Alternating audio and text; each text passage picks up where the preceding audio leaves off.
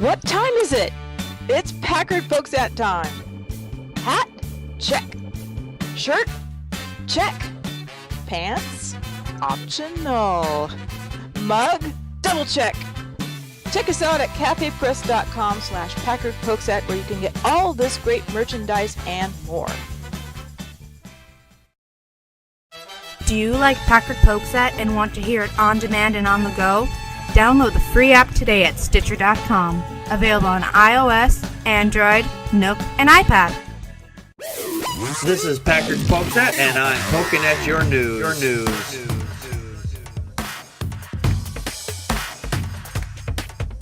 Good evening to everybody. Welcome to another fine edition of Packard Pokesat. This is season 8, episode 20, and tonight is our Okay Let's Talk. This is our live edition where we're actually live.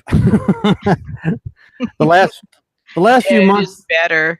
Yes, the last few months we've had to do everything pre-recorded. I just don't have the time to do a live show because of my work schedule right now. Sorry about that. Just a little let everybody know what's going on there, why we're only doing these shows once a month if you hadn't already guessed. Anyway, tonight is our Okay Let's Talk, and tonight our topic is Just Want to Sin? Christian Strawman Arguments. Okay, let's talk. Christians have a tendency to try to, I'd just say, bully the conversation to a corner where they think they can try to corner us with these straw man arguments. And the fact is that they don't realize that they're straw man arguments is just hilarious. That's one of the straw man right there in the title when Christians will say, you're just doing this because you just want to sin. That's a straw man. Because we don't believe in a God doesn't mean we're doing things because we just want to sin. That makes no sense because we don't believe in a sin. Sin is a non-existent thing. Right. Connie, what is the straw man argument that you've come across when you're dealing with Christians? Oh, well, you were never a real Christian. I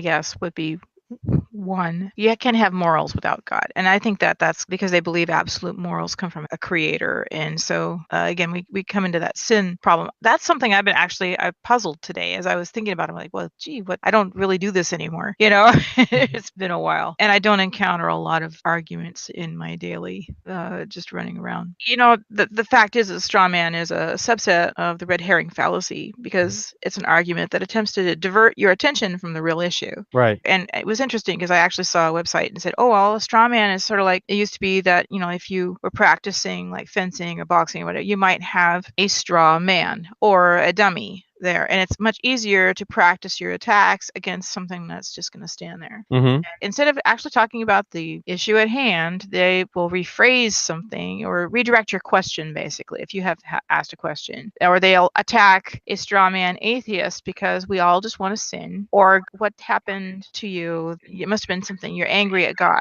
Mm-hmm. Right? No, you know. To be fair, there are some people that are atheists for the wrong reasons, and some people do fall into that category, unfortunately, where they say, well, you're just mad at God. And for the most part, that's wrong. But there are some people, and I've heard over the years, that it's like, well, yeah, someone had a family member lost, so that's why they turned away from believing because they had a loved one, you know, died. So well, and again, that's usually from a disappointment. Right. And you know, you can't say, well, yeah, that, you know, if you think that God is omnipotent and omnipresent and everything, and prayer and all these other things didn't work, and, you know, people will say, well, it must have been your sin. Yeah. I think you'd be upset, you know. Yeah. But I think the reason people use a straw man, though, is because they want to attack that, because otherwise they'd actually be facing that big old hoary third eye of God right in front of them, you know, those devilish questions that actually come up. Now, I do want to read something. This is from the Rational Wiki, just so people have a better context of what a straw man actually is. It says a straw man is a logical fallacy which occurs when the debater intentionally misrepresents their opponent's arguments as a weaker version and rebuts said version rather than their opponent's genuine argument. Intentionally straw manning is usually done with a certain goal in mind. Number one, including real debate against an opponent's real argument, because the misrepresenter risks losing in a fair debate. I've come across people like this a lot. I used to live in this place. I had to deal with a maintenance guy. He was just one of the many temporary ones that just floating through there at the time. And he was a kind of a staunch Christian. And we had a discussion, and he keep changing the subject. When I would give him a valid point, he just changed it to something else because he couldn't counter what I said. So he would change it up, and he'd keep changing it up. And that's something that Christians are very good at doing saying as well. I mean, because they don't have any real arguments. We'll just throw this thing out. We'll just throw this thing out. That's a very dishonest way of debating, because you're cornered, so you move to something else to try to get away from the topic of what they're basically cornered themselves into. Now, number 2 on this point, it says making the opponent's position appear ridiculous as a way of poisoning the well. That's another one. They just try to make someone say, okay, well, evolution doesn't exist because God exists, or because they believe God exists, or they claim that there's like no real fossils or anything like that. The Grand Canyon was cut by the floodwaters, and you can just see that's God right there. Exactly. Unintentional misrepresentations are also possible, but in this case, the misrepresenter would only be guilty of simple ignorance. I think some of them are guilty of a lot more than just simple ignorance. While their argument could still be fallacious, they can at least excuse of malice. I come across a lot of people like this. On one of our videos, we had discussed David Silverman, and this guy was going on this weird tangent about how awful atheists are because of this reason, and then this other reason, and this other reason, which had nothing to do with the original argument. So we just kept throwing things out there, and eventually I was like, "You're wasting my time. Bye-bye." And I just blocked them off the page because I don't have time to deal with idiots, nutcases. And yes, I do block people if they're just wasting my time. And this guy was just wasting my time. They were not valid arguments. They were just, I'll just throw this out there and see if that sticks. I'll just throw this out there and see if that sticks. Yeah. But one of the other straw men that I've heard also is that atheism is just another religion. It's not a sticking point for me because it just shows the stupidity, and it shows how weak their religion is. Because if you call somebody else out saying, hey, well, what you believe is also a religion, then you're also degrading yourself because you're saying that what you believe is worthless. So they kind of shoot themselves in the foot when they do that shit. Yeah. I don't know. If they want to have a word about semantics, about words, and I won't play. I go, whatever floats your boat, but if you think that it takes faith to be an atheist, actually it doesn't take faith. It takes reason and thinking. Yeah. To be an atheist, and no faith at all. Like you said, you just demeaned your own beliefs, really, by lumping us together. If that's what you want to do, okay, but yeah, that's another good one there. Another one here. Atheists use faith. Also, he puts their faith in science or self. That's another straw man, because what they're confusing there is, and I think this is one of those ones where they're not being, intentionally disingenuous. I think that they're just confused, because what they're confusing faith for in this instance is confidence. I mean, in this example, it's like, well, you have faith that when you're driving your car and you go step on the brakes, that your brakes are going to stop the car. No, that's not faith. That's confidence. I have pressed on the brakes many times and I expected the same results. Now, those brakes one day could just fail and I could end up going through a red light or hitting another car or something like that. I have confidence in the fact that they were manufactured properly and the way they were designed to work with the car, so they will actually do the job that they were actually expected to do. Or you have faith that if you sit in a chair, it's going to stay standing. Again, that's not faith, that's confidence, because I've sat in this particular chair a million times. Or you'll have faith that the sun's going to come up tomorrow. No, I don't, because tomorrow a black hole or another space anomaly could snuff the sun out right before us and we'd never know it. But we have millions and millions of other examples of the sun. Well, the sun doesn't rise actually, but it just the way it appears. I just want to clarify that. The Earth's not flat. Wait, let's not get into that debate right now. Well, and everything you've stated, though, is also based on physical laws. The fact is that complex systems like our cars or, chairs, they wear down over time. They break down. Things break down.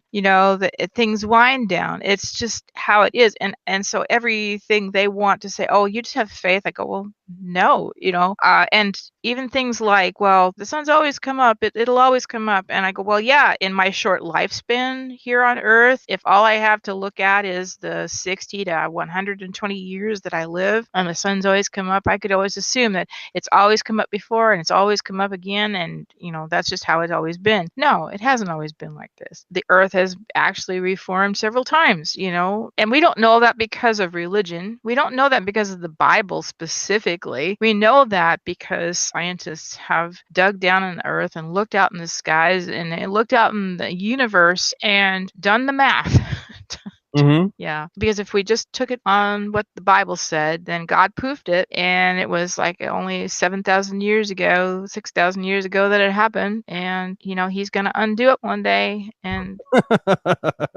all right. Yeah. No, we don't see evidence of that. Right. It's not faith, it's based on evidence, and it's based on knowledge. As our knowledge changes, what we think changes. Yeah. What they mean by faith, sometimes they will deny it, but what they mean by faith is what the Bible actually says is that, believe in this thing that's unseen or unproven. And you just believe just because you should just believe. God of the gaps. Yeah, the God of the gaps, basically. Mm. And they think that we have that same belief or faith or whatever, and that's just not true. So, and based on, what we just said, and I want to concentrate a little bit here on the self. I mean, we can have confidence in ourselves. We can have a confidence in our abilities. I mean, my job, for example, I have confidence I'm going to be able to drive in the mornings or afternoons or whenever I have to drive because I have taken the training. I have years of experience, and one day that's going to fail. Because I may fall asleep. I could have a heart attack and die while I'm driving, which happens occasionally. I mean, not to me. I haven't yet had that happen. But I've heard stories where people have go out for the driver's test and the guy he was almost done and they thought he was gonna pass, and they came off an off ramp and the guy didn't slow down and they ended up getting an accident, didn't realize that the guy had actually had a heart attack and died while he was actually driving the car while he was taking his test. So those drivers instructors are scary. Scared him right to death. But I have confidence in my abilities currently.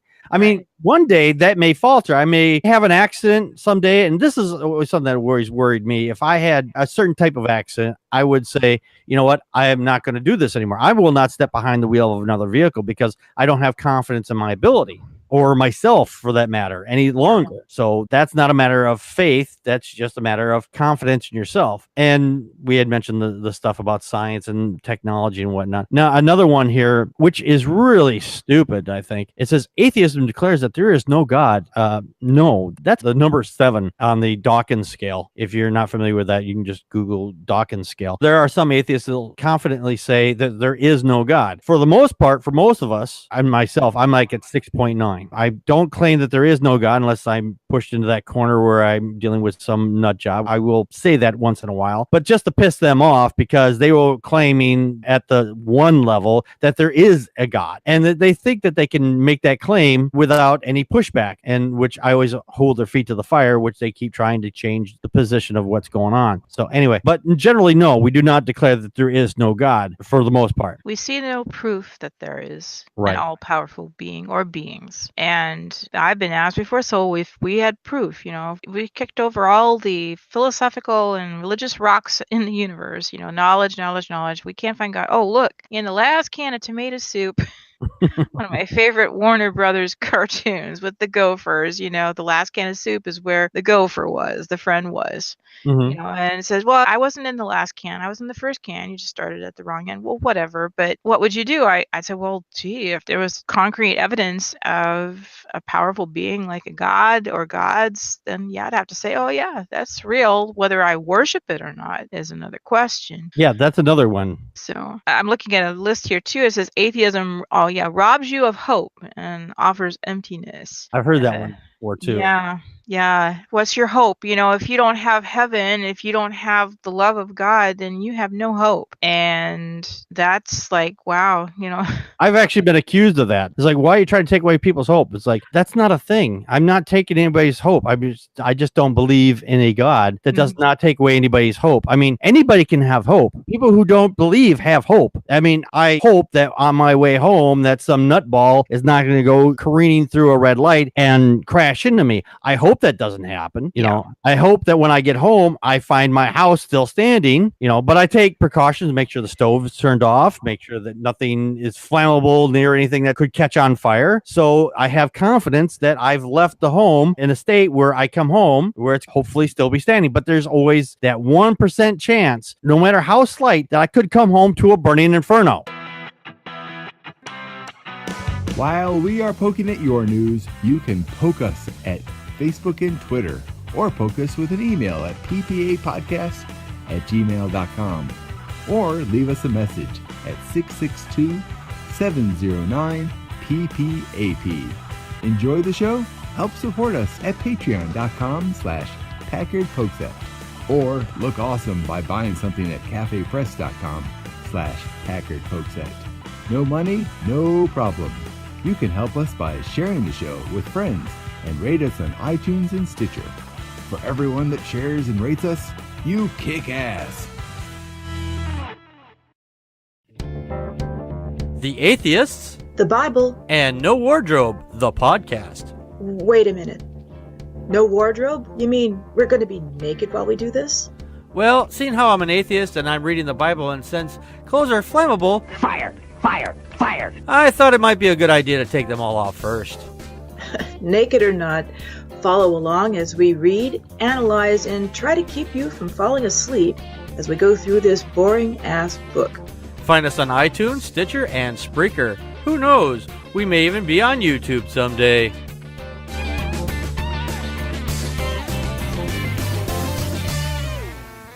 Well, the thing about the words of concepts like hope and faith is that for all the talk of how powerful God is, they need all of these stopgap things. They need all this cushion mentally and emotionally to get them through. Because here's the dirty secret. I think myself, reflecting on my own life as a believer, I needed faith and hope because all the things weren't filled in. And if God was omnipresent and everything, then it should have been self-evident, but it wasn't. And even if they don't admit it to themselves, and again, I don't want to make my own straw man, but I suspect that even if people don't admit it to themselves, that's what faith and hope, all these things really are. They're just, the fluff in the gaps, and, it's like cotton candy, it's nothing of substance. And when you consider that their whole moral concept and their whole concept of joy and what makes life worth living is based upon first an invisible deity who is somehow making them better,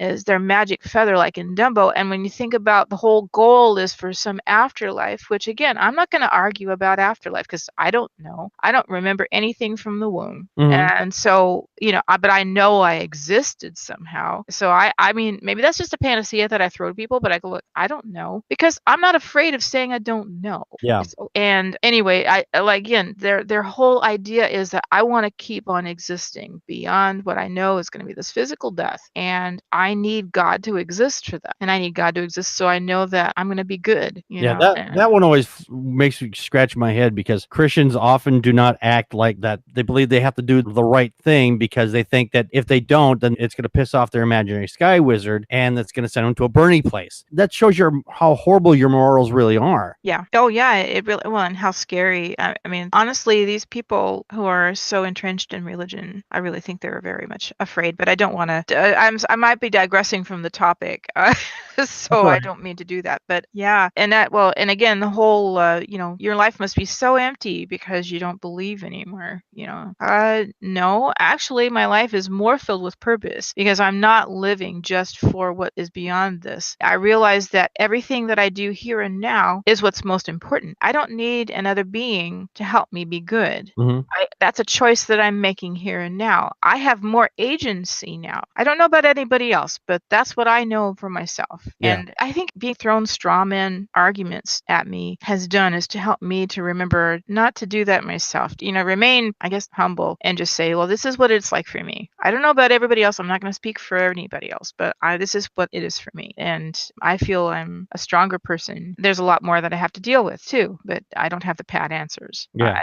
And that's the other thing. I don't have pat answers anymore, and that's very uncomfortable. But you know what? I'd rather be that way. So Yeah. No, I agree. I mean, that's the thing with Christians. They can't bring themselves to say, I don't know. They think that if you say, I don't know, then the automatic default is God done it. And that's just not the case. yeah. I do want to look at this from a different angle for just a moment. Now, I came across this page, which was hilarious. It says, answers to arguments against Christianity.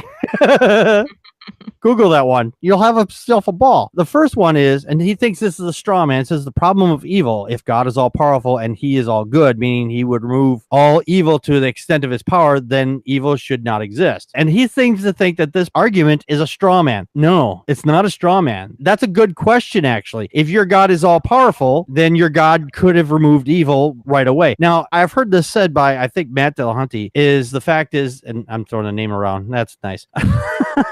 I think I just listened to him talking about this this afternoon. I was trying to get ready for tonight. Yeah. That God had the choice, supposedly, to make an infinite number of universes, but he chose this one. So that means if your God existed, he wanted one where evil actually existed, because otherwise their God is basically either not all powerful, or he chose to be a dick, basically, and to make this type of universe where evil actually exists. So which one is it? Or the third option, that maybe God doesn't exist at all. There's a lot of really great original Star Trek series episodes based on, God is this kid who has all this power. He's playing with, his ant farm kind of a thing. That's Trelane. You're thinking of Trelane in the first from the original series. Yes, I am.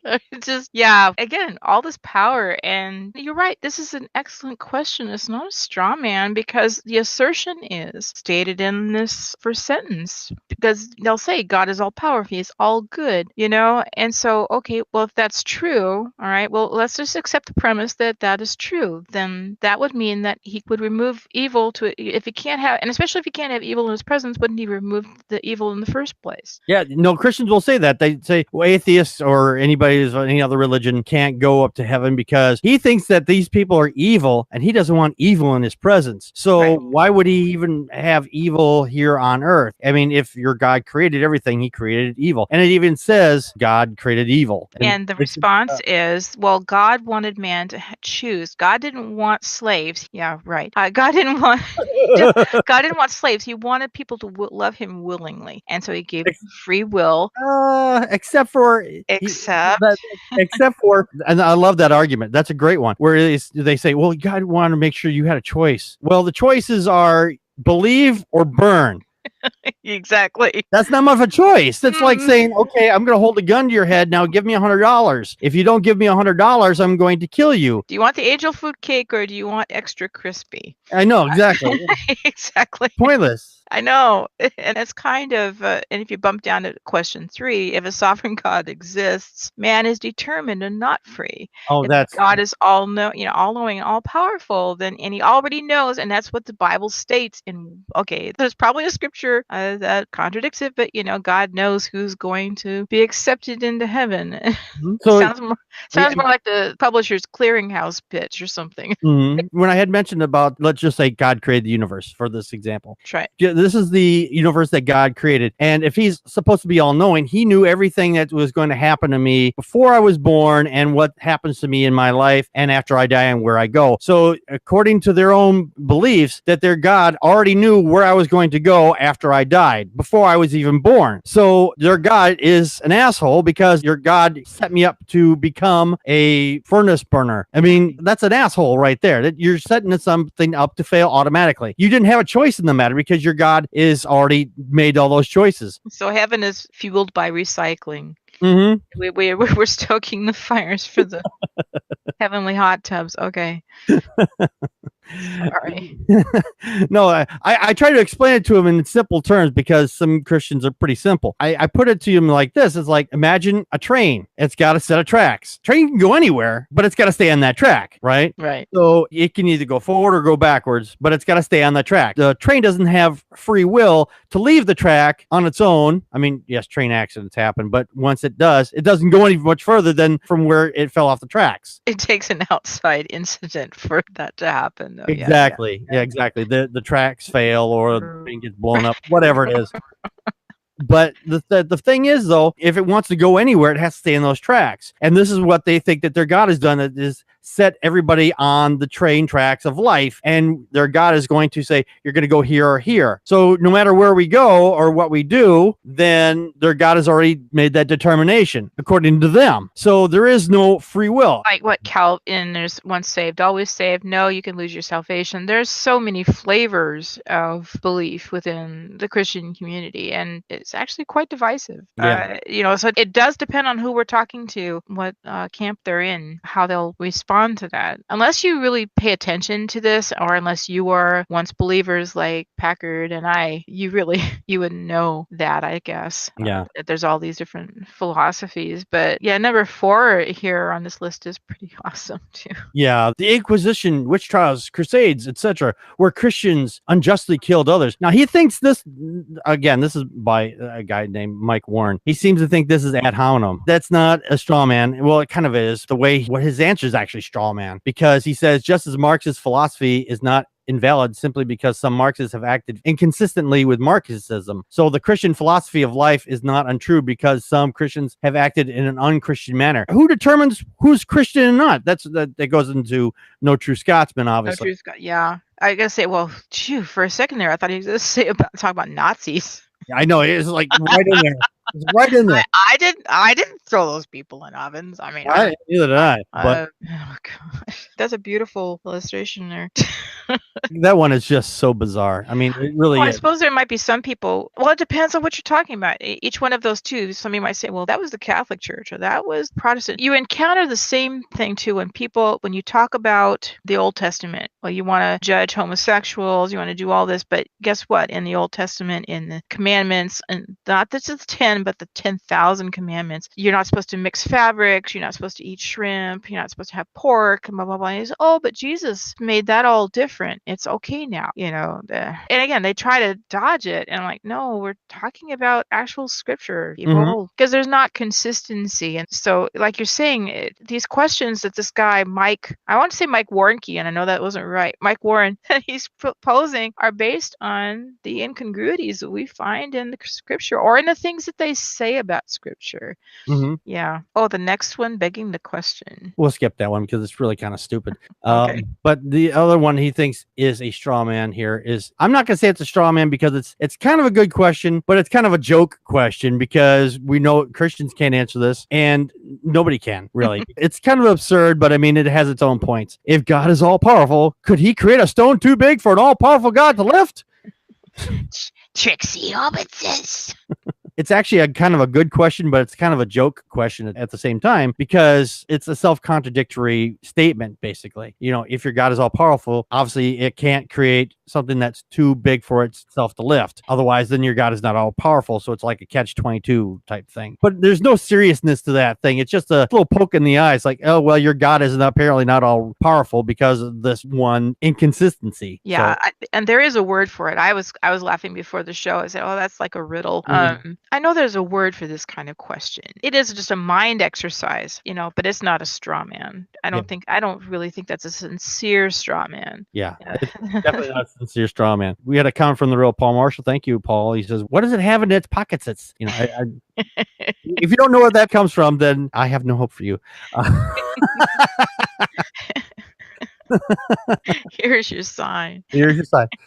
But anyway, what are your last thoughts on this? I mean, and we have a couple people in the chat room. What are your last thoughts as well? What do you think about the straw man arguments that Christians give us? I mean, what are your thoughts on that? I think that coming from people who are supposed to be taking a moral high ground, in cases of ignorance, I'm more passive. But in cases of deception, like your Ray Comforts or your William Lane Craigs, I'm really put off by it. I go, do you pray to Jesus with that mouth? Because that's very dishonest. Yeah.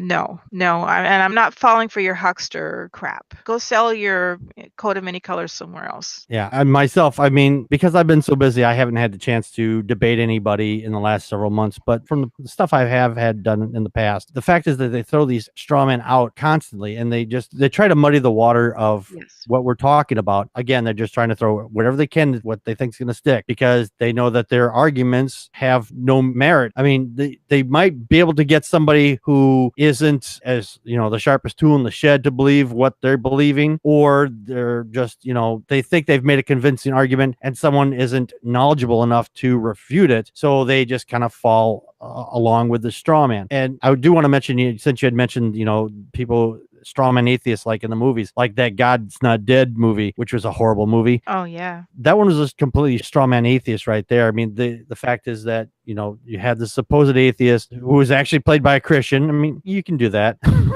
but you're going to screw it up because you don't know what you're talking about. It's, for me, I mean, right there. That's like saying, okay, I'm going to play a woman, never experienced what it's like to be a woman. So I don't know. So No, you don't? no, I don't. I mean, I can. Damn it. I feel so lied to, Packard. That's a weird example, I suppose. I mean, oh. I think actually the whole God's Not Dead. Hercules. What's his name? His atheist was like he needed a snidely whiplash mustache and. Yeah. Just for context, they made 3 of these movies. The second one was even more stupid, and they didn't even address the questions of what they were actually there for. Why? Because, you know, we got to push God. And the third one apparently was such a stinker that even a lot of the Christians out there that were watching this going, yeah, that's not a good. You kind of made us look like dipshits. So just saying. Anyway, we had an account from Matt. Thank you. He's usually here on the show. But he's traveling today out in somewhere in West Virginia, and he said that he thinks it's bogus, man. So non-heinous. That's non-heinous, man. Wait, non-heinous. Sorry. Non-heinous. Oh, God, I can never keep track with that. You know, and I'm a fan of the movie too. Damn it. I just hope we don't make straw men ourselves of Christians, because honestly, when you have Pat Robertson, Ken Ham, Ray Comfort, and all those others, you don't need to make straw men. They're doing it for you. They're out there saying stuff, you know. Yeah, they're creating all the straw men all the time. So look out in the fields. If you see a bunch of straw men all planted in a row, you know one of these people have been nearby. Bring marshmallows, weenies, and let's have a bonfire. Wait. Oh God, that's probably hate speech right there. No, hey, you're just burning down their arguments. That's all. There we go. That's what I meant. Yeah. Well, we got to get out here. Thanks everybody for coming. We'll see you at the end of next month for our next live edition. And until then, this has been Packard Pokes Out with Okay, Let's Talk. And that's a wrap.